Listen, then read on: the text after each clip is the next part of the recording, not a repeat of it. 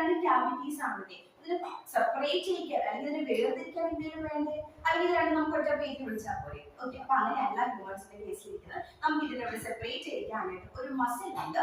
Okay, അതിനെ വിളിക്കുന്നത് ഒരു ഫ്ലാറ്റ് മസിൽ ആണ്. It is known as diaphragm. Okay, അപ്പൊ നമ്മുടെ ലോവർ സൈഡിൽ അല്ലെങ്കിൽ താഴ്വശത്തായി നമുക്ക് എന്താണത് ഡയഫ്രം ആണ്. ഓക്കെ, അപ്പൊ ഇത്രയാണ് നമ്മളുടെ ഈ തൊറാസിക് ചേംബർ അല്ലെങ്കിൽ നമ്മളൊരു ഫോം ചെയ്തിരിക്കുന്നത് എന്ന് പറയുന്നത്. ഓക്കെ, അപ്പൊ നമ്മുടെ ഡോർസൽ സൈഡിൽ എന്തായാലും നമ്മൾ നട്ടല് അല്ലെങ്കിൽ വെർട്ടിബ്രൽ കോളം ഉണ്ട്, ഫ്രണ്ടിലായിട്ട് വെൻട്രൽ സൈഡിൽ നമ്മൾ സ്റ്റേർണം അല്ലെങ്കിൽ മാറലുണ്ട്, വശങ്ങളിലായിട്ട് റിബ്സ് ഉണ്ട്. ഓക്കെ, ലാറ്ററൽ സൈഡ്സിൽ ആൻഡ് ഈ അടിവശത്തായിട്ട് നമുക്ക് ഡയഫ്രം ഉണ്ട്. ഓക്കെ, അപ്പൊ ഇങ്ങനെ ഒരു കേജ് ആണ് നമ്മൾ thoracic chamber. Can see here. Okay, അപ്പൊ ഇവിടെ നമുക്ക് വശങ്ങളിൽ റിബ്സ് കാണാൻ പറ്റും. ഓക്കെ, ഇവിടെ ഡയഫ്രം ഉണ്ട്.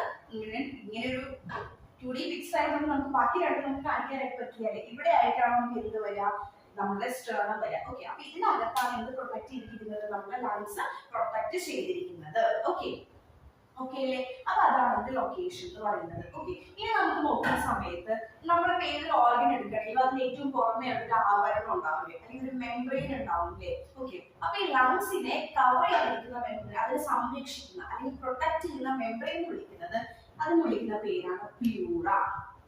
ഓക്കെ, അപ്പൊ നമ്മള് ഇത് സർക്കുലേറ്ററി സിസ്റ്റം പഠിക്കുമ്പോൾ പഠിച്ചു ഹാർട്ടിനെ കവർ ചെയ്തിരിക്കുന്നത് പെരികാർഡിയം ആണെന്ന് പഠിച്ചു.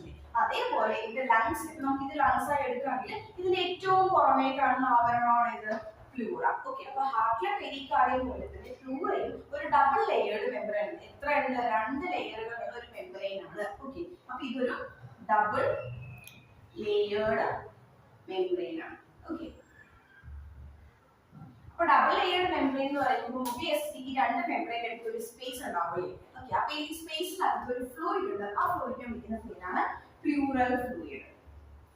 Plural fluid. ഓക്കെ, അപ്പൊ ഇതിന്റെ ഫംഗ്ഷൻ എന്തായിരിക്കും, രണ്ട് മെംബ്രെയിന്റെ ഇടയ്ക്കാണ് ഇരിക്കുന്നത്. അപ്പൊ ഈ രണ്ട് മെംബ്രെയിന്റെ ഇടയ്ക്കുള്ള ഫ്രിക്ഷൻ കുറയ്ക്കാവുന്നതാണ് ഈ പ്ലൂറൽ ഫ്ലൂയിഡിന്റെ ഫംഗ്ഷൻ എന്ന് പറയുന്നത്. ഓക്കെ, അപ്പൊ ഒരു ഇന്നർ മെംബ്രെയിൻ ഉണ്ട്, ഒരു ഔട്ടർ മെംബ്രെയിൻ ഉണ്ട്. അപ്പൊ എപ്പോഴും ഇന്നർ മെംബ്രെയിൻ എന്ന് പറയുന്നത് ലങ്സുമായിട്ട് കോൺടാക്ട് ചെയ്യും. അതേപോലെ ഔട്ടർ മെംബ്രെയിൻ എന്ന് പറയുന്നത് നമ്മൾ ഈ തൊറാസിക് ക്യാവിറ്റി ആയിട്ടുള്ള കോൺടാക്റ്റിലേക്ക് ഇരിക്കും. ഓക്കെ, ബിക്കോസ് രണ്ട് മെംബ്രെയിൻ ആണ്, ഒന്ന് ഉൾവശത്താണ്, അപ്പൊ അത് ഏതായിട്ടും അറ്റാച്ച് ചെയ്തിട്ടുണ്ടാവുക ലങ്സുമായിട്ട്. പുറമേ കാണുന്നുണ്ട് ഔട്ടർ മെംബ്രെയിൻ എന്ന് പറയുന്നത് നമ്മുടെ തൊറാസിക് ക്യാവിറ്റിയായിട്ടായിരിക്കും ഇത് അറ്റാച്ച് ചെയ്തിട്ടുണ്ടാവും. അപ്പൊ ഇതാണ് അതിന്റെ ഒരു ലൊക്കേഷൻ, അതേപോലെ അതിന്റെ മെംബ്രെയിൻസ് എന്ന് പറയുന്നത്. ഓക്കെ, പിന്നെ നമ്മൾ ഈ തൊറാസിക് ചേംബറിന്റെ കാര്യം പറയുന്ന സമയത്ത് അല്ലെങ്കിൽ തൊറാസിക് ക്യാവിറ്റിയുടെ കാര്യം ഒരു പോയിന്റ് കൂടി നോട്ട് ചെയ്തത് അതെന്താണെന്ന് വെച്ചാൽ ഇതൊരു എയർ ടൈറ്റ് കണ്ടെയ്നർ, അതിന്റെ ഒരു എയർ ടൈറ്റ് ആയിട്ടുള്ള ഒരു ചേംബർ ആണ്. ഓക്കെ, അതെന്താ അങ്ങനെ പറഞ്ഞെന്ന് വെച്ചാൽ നമ്മളുടെ മെക്കാനിസം ഓഫ് റെസ്പിറേഷൻ എടുക്കുന്ന സമയത്ത് അത് എക്സ്പ്ലെയിൻ ചെയ്യും. ബിക്കോസ് എയർ ടൈറ്റ് ചേംബർ ആകുന്ന സമയത്ത് നമുക്ക് എന്താ പറയാ, നമ്മൾ ശ്വാസം ഉള്ളിലേക്ക് എടുക്കുമ്പോഴും അതേപോലെ പുറത്തേക്ക് എടുക്കുമ്പോഴും അത് നമ്മൾക്ക് കുറച്ച് കാര്യങ്ങൾ ഇവിടെ നമ്മൾ ഈ പറയാൻ പോകുന്ന റിബ്സ് അതേപോലെ ഡയഫ്രം ഒക്കെ കുറെ ഫങ്ഷൻസ് ചെയ്യുന്നുണ്ട്. ഓക്കെ, അപ്പൊ അത്രയാണ് കാര്യങ്ങൾ ബേസിക് ആയിട്ടുള്ളത്. ഓക്കെ, ഇനി നമുക്ക് നമ്മുടെ ഈ റെസ്പിറേറ്ററി സിസ്റ്റത്തിൽ വരുന്ന പാക്കേജസ് സോറി പാത്ത് വേ ഏതാണെന്ന് നോക്കാം. ഓക്കെ, സോ ഞാൻ ഒന്ന് റബ്ബ് ചെയ്യുകയാണ്. സോ ലൊക്കേഷൻ എല്ലാവർക്കും ക്ലിയർ ആയി വിചാരിക്കുന്നു. ഓക്കെ, അപ്പൊ നമ്മൾക്ക് ഏതൊക്കെയാണ് പാത്വേ, നമ്മൾ ശ്വാസം ഉള്ളിലേക്ക് എടുക്കുമ്പോൾ ഈ നമ്മുടെ എയർ അല്ലെങ്കിൽ ഓക്സിജൻ കടന്നു പോകുന്ന വഴികൾ ഏതൊക്കെയാണ് നോക്കാം. അപ്പൊ ആദ്യം ഏതാണ് നമ്മൾ ഏത് കൂടെ ശ്വസിക്കുന്നത്, നമ്മുടെ മൂക്കിൽ കൂടെ. ഓക്കെ, അപ്പൊ ഏതാണ് starting, nasal, external, nasal opening.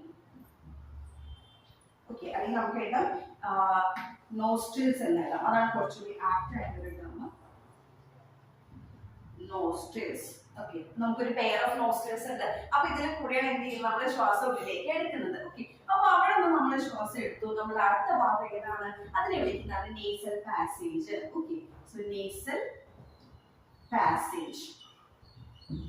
Nasal passage കഴിഞ്ഞിട്ട് നമ്മൾ ഈ ശ്വസിച്ച ഓക്സിജൻ എത്തുന്നത് അടുത്ത ഭാഗത്തേക്കാണ്, അതിനെ വിളിക്കുന്നതാണ് നേസൽ ചേംബർ. Nasal chamber.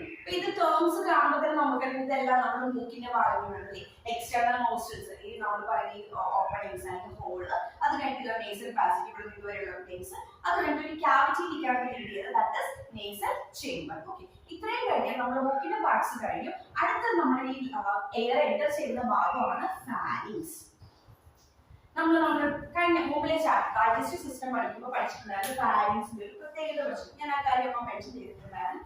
എന്താണെന്ന് വെച്ചാൽ ഫാരിങ്സ് എന്ന് പറയുന്നത് ഒരു കോമൺ റീജിയൻ ആണ്. ഇവിടെ ആയിട്ട് കാണുന്നതാണ്. എന്തിനുള്ള കോമൺ റീജിയൻ ആണ്? നമ്മൾ ആഹാരം കഴിക്കുമ്പോൾ ആഹാരവും അതേപോലെ ശ്വസിക്കുന്ന സമയത്ത് നമ്മുടെ എയർ കടന്നു പോകുന്ന ഒരു കോമൺ ആയിട്ടുള്ള ഭാഗമാണ് ഇന്ന് ഫാരിങ്സ് എന്ന് പറയുന്നത്. ഇവിടെ ആയിട്ട് വരും. അപ്പൊ ഈ ഫാരിങ്സ് ആണ് നമ്മൾ ഈസോഫാഗസ് വഴി സ്റ്റൊമക്കിലേക്കും അതേപോലെ നമ്മുടെ ട്രക്കിയ വഴി ലങ്സിലേക്കുള്ള രണ്ട് ഓപ്പണിങ്സ് തുറക്കുന്നത്. ഓക്കെ, അപ്പൊ നമുക്ക് എന്ത് പറയും, ഇതൊരു കോമൺ ആയിട്ടുള്ള പാസേജ് ആണെന്ന് പറയാം. ഓക്കെ, ക്ലിയർ ആയി വിചാരിക്കുന്നു. അപ്പൊ നേസൽ ചേമ്പർ എയർ എങ്ങോട്ടേക്ക് കടക്കുന്നത്? ഫാരിങ്സിലേക്കാണ് കടക്കുന്നത്. ഓക്കെ, ഫാരിങ്സ് കഴിഞ്ഞിട്ട് നമ്മൾ നേരെ പോകുന്ന അടുത്ത ഭാഗമാണ് ലാരിങ്സ്.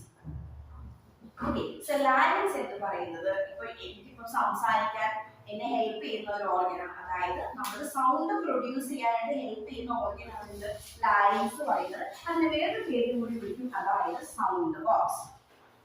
ഓക്കെ, അപ്പൊ നിങ്ങൾ ക്വസ്റ്റ്യൻ പേപ്പർ നോക്കുകയാണെങ്കിൽ നിങ്ങൾക്ക് ചിലപ്പോൾ രണ്ട് ടേമോ നിങ്ങൾക്ക് പ്രതീക്ഷിക്കാം. ചിലപ്പോൾ ലാരിങ്സ് ആയിരിക്കും മെൻഷൻ ചെയ്തിട്ടുണ്ടാവുക, അല്ലെങ്കിൽ സൗണ്ട് ബോക്സ് ആയിരിക്കും. സംഭവം ഇന്നത്തെ ഉള്ളൂ, നമുക്ക് സൗണ്ട് പ്രൊഡ്യൂസ് ചെയ്യാനായിട്ട് ഹെൽപ്പ് ചെയ്യുന്നു.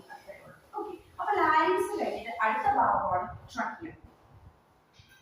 ട്രക്കിയ എന്ന് വിളിക്കുന്ന മറ്റൊരു പേരാണ് വിൻഡ് പൈപ്പ്. നമ്മൾ ഈസോഫാഗസ് പഠിക്കുന്ന സമയത്ത് പറഞ്ഞു ഈസോഫാഗസിന്റെ മറ്റൊരു പേരുണ്ടായിരുന്നു ഫുഡ് പൈപ്പ്. അതേപോലെ ട്രക്കിയുടെ മറ്റൊരു പേരാണ് വിൻഡ് പൈപ്പ്. ഓക്കെ, അപ്പൊ നമ്മളുടെ ഇതാണ് നമ്മുടെ ലാരിങ്സ് എന്ന് പറയുന്നത്. അപ്പൊ ഈ ലാരിങ്സ് കഴിഞ്ഞിട്ട് അടുത്ത ഭാഗം ട്രക്കിയ. ഒരു സ്ട്രൈറ്റ് ആയിട്ടുള്ള ഒരു ട്യൂബാണ് ട്രക്കിയ എന്ന് പറയുന്നത്. ഞാൻ ഈ സൈഡിൽ നിൽക്കാം. ഓക്കെ, ഒരു സ്ട്രൈറ്റ് ട്യൂബാണ് ട്രക്കിയ എന്ന് പറയുന്നത്.